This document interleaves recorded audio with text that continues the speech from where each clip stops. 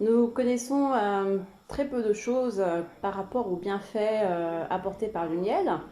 Cependant, nous avons donc reçu par la grâce et la volonté d'Allah et sa permission la science médicale du miel concernant notamment la guérison de la toux par la volonté et la grâce et la permission d'Allah. Alors le miel est répandu un peu partout sur l'ensemble de la planète. Donc il est inutile de... Il est, euh, il est de notre devoir de nous renseigner auprès de nos apiculteurs les plus proches de notre localité, territoire, afin de s'approprier les bienfaits du miel du terroir. Par la permission d'Allah, bien entendu. D'autre part, l'abeille donc fait un remarquable travail par l'intermédiaire des fleurs, elle butine, et donc ces fleurs doivent être préservées et par la permission d'Allah pour que l'abeille puisse offrir du miel de qualité.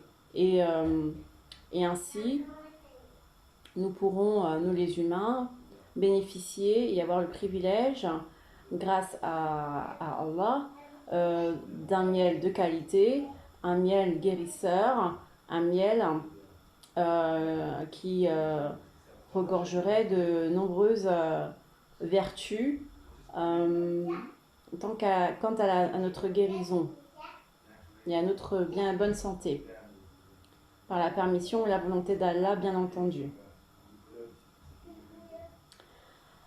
Alors le phénomène de pesticides, c'est un phénomène regrettable, dommageable pour l'homme, pour la création, pour les fleurs. Et c'est la raison pour laquelle nous nous retournons vers Allah aussi, notre Créateur Allah, pour qu'il nous pardonne nos péchés d'inconscience, d'insouciance, de malveillance à l'égard de la création et à l'égard des bienfaits qu'il a mis à notre disposition. Nous demandons et nous implorons son pardon, le pardon d'Allah.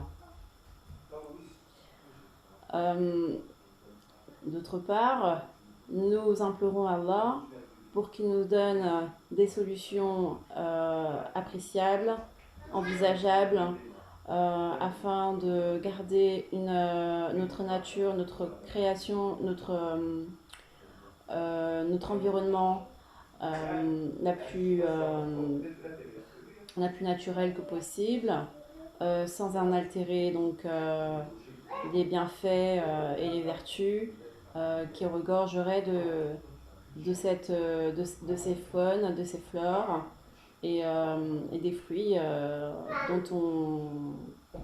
que nous récoltons. Voilà. Nous comprenons bien que dans la sourate 16, les abeilles, Allah précise les nombreux bienfaits qu'ils nous mettent à nos dispositions. Et dans sourate Ar-Rahman, sourate 55, Allah nous interpelle énormément de manière répétitive et insistante sur les bienfaits que nous nions par la forme interrogative. Il nous dit: quel bienfait nierez-vous? Alors nous inscrivons dans la réponse suivante: nous reconnaissons tes bienfaits, Allah, et nous ne voulons pas nier tes bienfaits.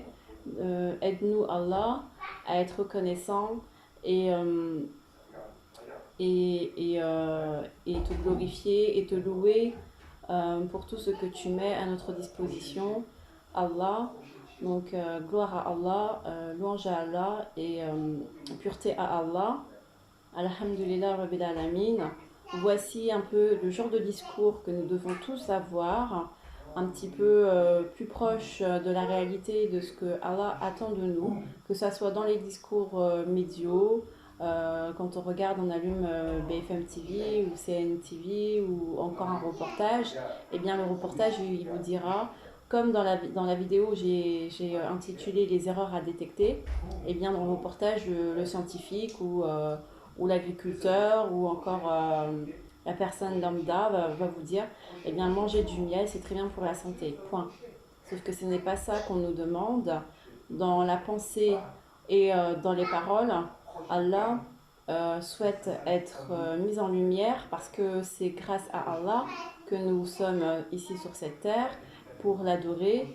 Et quelle meilleure forme d'adoration que de parler de lui et de reconnaître ses bienfaits.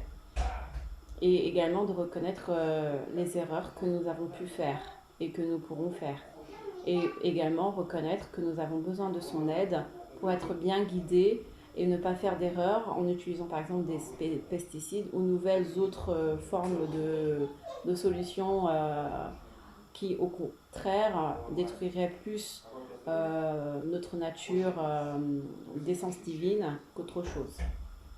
Donc c'est la raison pour laquelle au jour d'aujourd'hui, regarder la télé n'est pas un bienfait ou bien même quand on discute avec d'autres personnes qui ne sont pas croyantes, par exemple, eh bien, elles ne mettent pas du tout en lumière la parole d'Allah, les bienfaits d'Allah, et ne glorifient pas Allah dans leur discours.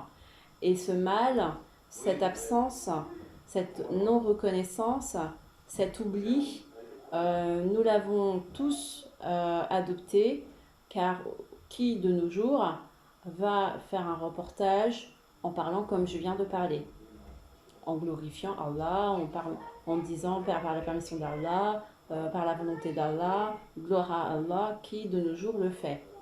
Même dans les pays musulmans, de plus en plus, dans les médias, on enlève ce caractère du divin. Et c'est ainsi que le shirk, l'associationnisme, intervient dans nos vies au quotidien. Ce sont des choses très subtiles que nous n'avons pas l'habitude d'éduquer et d'en parler avec nos enfants, des petits, parce que la société nous interdit de parler comme ça.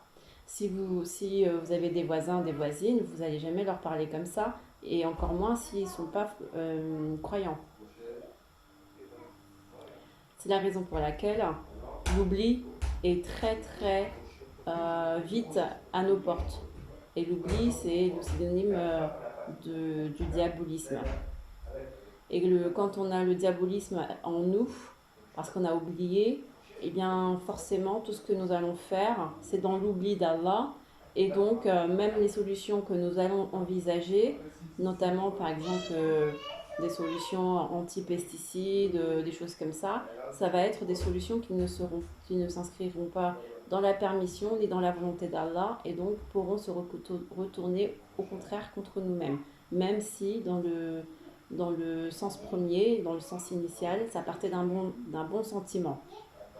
Voilà, j'espère que je vous ai un petit peu plus éclairé dans le cheminement qu'il nous reste tous à faire afin de s'inscrire véritablement dans la parole divine, dans l'unicité d'Allah, dans l'amour d'Allah et le rapprochement auprès de notre Seigneur Allah l'unique, et dans notre volonté de la repentance au quotidien. Barakallahu fikum à tous, merci, alhamdulillah, wa bilal alamin.